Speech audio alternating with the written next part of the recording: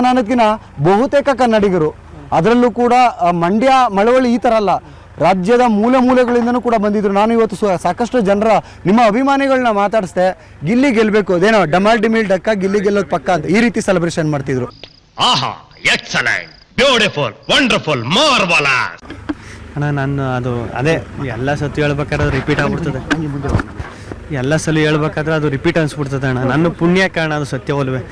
ಅಷ್ಟು ಜನ ಎಲ್ಲ ಸೇರಿ ನಾನು ಏನು ಅನ್ಕೊಬಿಟ್ಟಿದ್ದೆ ಅಂದರೆ, ಬಿಗ್ ಬಾಸ್ಗೆ ಹೋಗ್ಬೇಕಾದ್ರೆ ಅಪ್ಪ ಇಷ್ಟು ಜನ ಸಂಪಾದನೆ ಮಾಡೋನು ಒಂದು ಅಷ್ಟು ಜನರು ಪ್ರೀತಿ ಉಳಿಸ್ಕೊಬಿಟ್ರೆ ಸಾಕು, ಅವ್ರಿಗೆ ಮೋಸ ಮಾಡಿಲ್ಲ ಅಂದ್ರೆ ಸಾಕು ಅಂತ ಕರೆಕ್ಟಾಗಿ ಹೇಳಿದ್ರಿ ಅಣ್ಣ. ನಿಜವಾಗ್ಲೂ ನಾನು ನಂಬ್ತಿರೋ ಬಿಡ್ತಿರೋ, ನಾನು ಈಗ ಅಲ್ಲಿ ಒಳಗಡೆ ಇರ್ಬೇಕಾದ್ರೆ ವೀಡಿಯೋ ತೋರಿಸ್ತಾ ಇದ್ರು, ಹಿಂಗೆ ಇಲ್ಲ ಹೊರಗಡೆ ನೋಡ ಅಷ್ಟು ಜನ ಕಟ್ಔಟ್ ಹಾಕೋರು, ಅಷ್ಟು ಜನ ಇದು ಮಾಡೋರು ಅಂತಾಗ ನನಗೆ ನಂಬುಕೈತೆ ಇಲ್ಲ. ನಾನು ಗಿಂಟಿ ನೋಡ್ಕತ್ತವನಿ, ಅಯ್ಯೋ ನಿಜನ ಸುಳ್ಳು ಕನ್ಸ್ಕಿನ್ಸ್ ಏನಾದ್ರು ಕಾಣ್ತಾ ಇದ್ದಾನೆ ಅಂತ. ಸತ್ಯವಾಗ್ಲೂ ನನಗೆ ಅದು ಹೇಳೋಕೆ ಆಗೋದಿಲ್ಲ. ಹಾಳಾದ್ದು ಒಳ ಬರಲ್ಲ ನನಗೆ, ಹತ್ತು ಬಿಡುವ ಅಂದರೆ ಅಷ್ಟೇ. ಇಲ್ಲೇನು ಬರುತ್ತೋ ಅದು ನಾನು ಇಲ್ಲಿಂದ ಡೈರೆಕ್ಟಾಗಿ ಹೇಳೋಕ್ಕಾಗಲ್ಲ. ಅಭಿಮಾನಿಗಳ ಪ್ರೀತಿ ಸಿಗೋದು ಅಷ್ಟು ಸುಲಭ ಅಲ್ಲ. ಅಣ್ಣವ್ರು ಹೇಳಿದ್ರು ಅಭಿಮಾನಿಗಳು ದೇವರು ಅಂತ. ಸೊ ಇವತ್ತು ಆ ದೇವರುಗಳ ಆಶೀರ್ವಾದ ಸಿಕ್ಕಿದ್ಯಾ ಅಣ್ಣ? ದೇವ್ರ ಆಶೀರ್ವಾದ ಎಕ್ಸ್ಟ್ರಾ ಸಿಕ್ಬಿಟ್ಟೈತೆ ನನಗೆ, ಅದೊಂದು ನನ್ನ ಪುಣ್ಯ.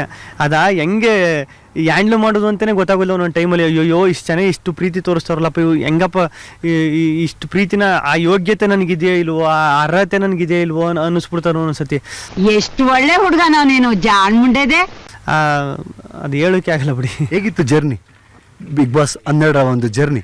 ಅದೇ ಅಣ್ಣ ಹೇಳಿದ್ನಲ್ಲ, ನಾನು ಸತ್ಯವಾಲು ಅನ್ಕೊಂಡಿದ್ದು ಒಂದು 7-8 ವಾರಕ್ಕೆಲ್ಲ ಬಂದುಬಿಡ್ತೀನಿ. ನನ್ನ ಕೈಲಿ ಆಗೋದಿಲ್ಲ ಬಿಗ್ ಬಾಸಲ್ಲಿ ಇರೋಕೆ. ನಾನು ಒಳಗಡೆ ಕೂಡಾಕೋರು ನನಗೆ ಆಗೋದಿಲ್ಲ. ಒಂದು ಏನಾರು ಜಗಳ ಆಡ್ಕೊಂಡು ಇಲ್ಲ ಏನಾರು ನನ್ನ ಕೈಲಿ ಆಗೋದಿಲ್ಲ ಅಂತಂದ್ರೆ ಡಿಪ್ರೆಷನ್ಗೆ ಹೋಗ್ಬಿಟ್ಟು ಆಚೆ ಬಂದ್ಬಿಡ್ತೀನಿ ಅಂತಲೇ ಹೋಗಿದ್ದು. ಅರ್ಥ ಮಾಡ್ಕೊಳ್ಳಿ ಮಾತುಗಳನ್ನ.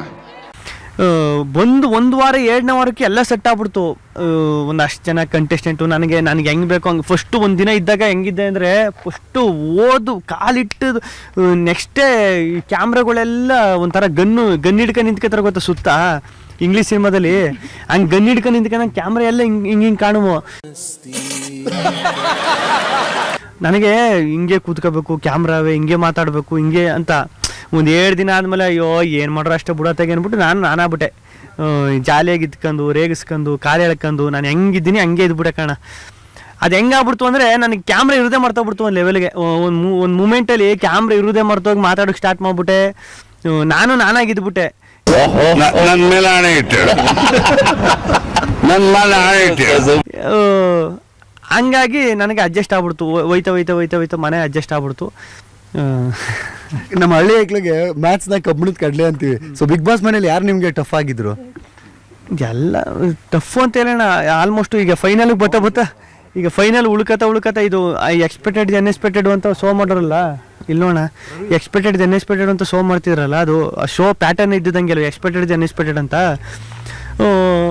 ಯಾರ್ಯಾರೋ ಹೋಗ್ಬಿಟ್ರು ಮಧ್ಯದಲ್ಲಿ, ನನಗೆ ಅವಾಗ ತಲೆ ಕೆಟ್ಟೋಗ್ಬಿಡುದು. ಇವ್ರು ಹೋಯ್ತವ್ರೆ ಇವ್ರು ಚೆನ್ನಾಗಿ ಆಡ್ತವ್ರೆ, ಹೆಂಗೆ ಆಡಬೇಕು ಏನು ಅಂತಾನೆ. ಒಂದು ಪಾಯಿಂಟಲ್ಲಿ ನಾನೇ ಬಿಟ್ಬಿಟ್ಟೆ, ಯಾರು ಬರ್ತಾರೋ ಬರಲಿ, ಹಿಂಗೆ ನಾನು ಹೆಂಗೆ ಆಡ್ಬೇಕು ಹಂಗೆ ಆಡಬೇಕು ಅಂತ. ಅದು ಹೋಯ್ತಾ ನನಗಿದ್ರು ಒಂಥರ ಸಂತೋಷ.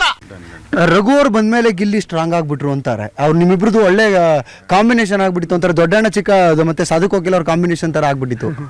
ಇಲ್ಲ ಅಣ್ಣ, ರಘುವಣ್ಣ ನಂಗೆ ಮುಂಚೆ ಒಂದು 2 ಎಪಿಸೋಡ್ ಮಾಡಿದ್ದೆ. ಇದು ಕ್ವಾಟ್ಲೆ ಕಿಚನ್ ಅಂತ ಒಂದು 2 ಎಪಿಸೋಡ್ ಮಾಡಿದ್ದೆ.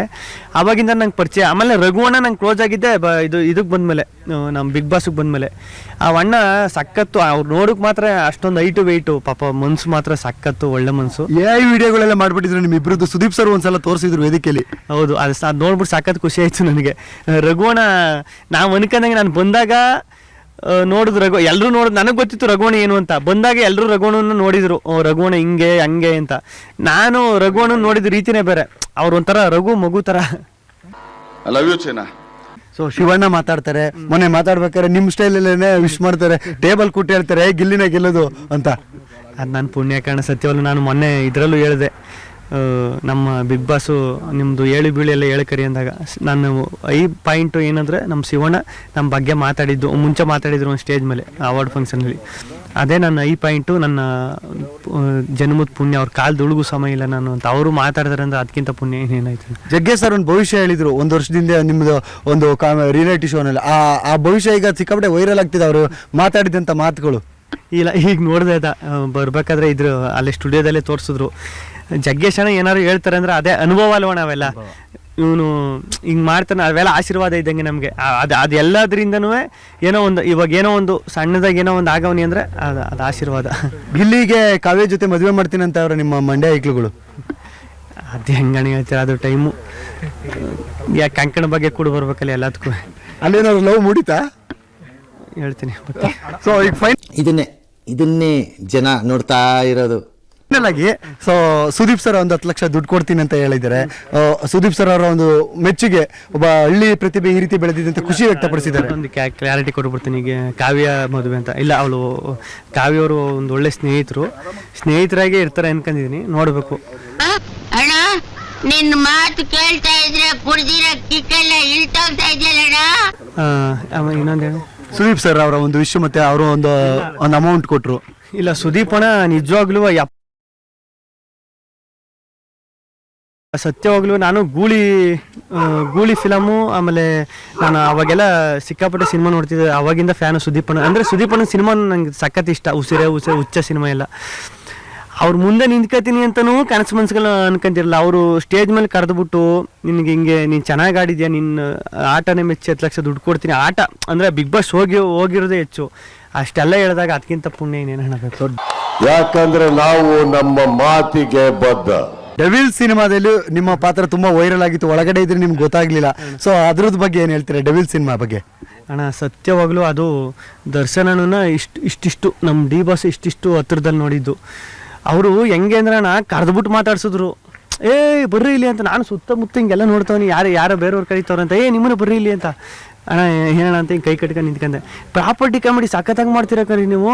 ಏನೋ ಬಂದ್ಮೇಲೆ 100 ಇಕ್ಕಿದ್ರು 200 ಅಂತ. ಅವ್ರು ನಾನು ಮಾಡಿರೋ ಪ್ರಾಪರ್ಟಿ ಕಾಮಿಡಿ ಅವ್ರು ಮಾಡ್ತಾವ್ರು. ನನಗೆ ತಲೆಯೆಲ್ಲ ಕೆಟ್ಟೋಗ್ಬಿಡ್ತು. ಅಯ್ಯಪ್ಪ ಇಷ್ಟೆಲ್ಲ ಇದು ಮಾಡ್ತಾವ್ರ ಅಂತ. ಅದು ಒಂದು ಒಳ್ಳೆ ಇದು. I love you. ಫೈನಲ್ ಆಗಿ ಕರ್ನಾಟಕದ ಜನರ ಆ ಒಂದು ಪ್ರೀತಿ, ಆ ಒಂದು ಹಾರೈಕೆ, ಸೊ ಏನು ಹೇಳ್ತೀರಾ ಆ ರೀತಿ ಸೆಲೆಬ್ರೇಷನ್? ರಾಜಕಾರಣಿಗಳು ಕೂಡ ನಿಮ್ಮ ಪರವಾಗಿ ಓಟ್ ಕೇಳಿದ್ರು. ಆಮೇಲೆ I think Bigg Boss season 11 ಈ ಸೆಲೆಬ್ರೇಷನ್ ನೋಡಿರ್ಲಿಲ್ಲ ನಾವು. ಇಲ್ಲ ಅಣ್ಣ, ಅದು ನನ್ನ ಪುಣ್ಯ. ನಾನು ಯಾವ ಜನ್ಮದಲ್ಲಿ ನಮ್ಮ ಅಪ್ಪ ನಮ್ಮ ಮಾಡಿದ ಪುಣ್ಯನೋ ಇಲ್ಲ ನಾನು ಮಾಡಿದ ಪುಣ್ಯನೋ ಗೊತ್ತಿಲ್ಲ.